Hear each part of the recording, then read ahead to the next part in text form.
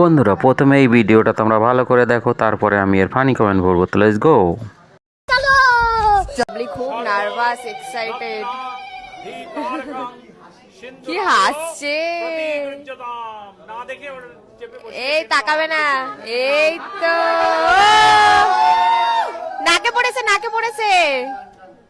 तो चलिए शुरू करते हैं। যাক, ওর ইচ্ছা পূরণ হলো। সিঁদুরদানের সময় আশেপাশে কোনো কাকিমা ছিল না। কোন অ্যাঙ্গেল থেকে মনে হচ্ছে বাবলি নার্ভাস? क्या बोला क्या बोला? পাড়ার কাকিমাদের যা জ্বালাতন করেছে, সিঁদুরদানের সময় ভয়ে কেউ পাশে আসেনি। হাতির সঙ্গে পিঁপড়ের বিয়ে।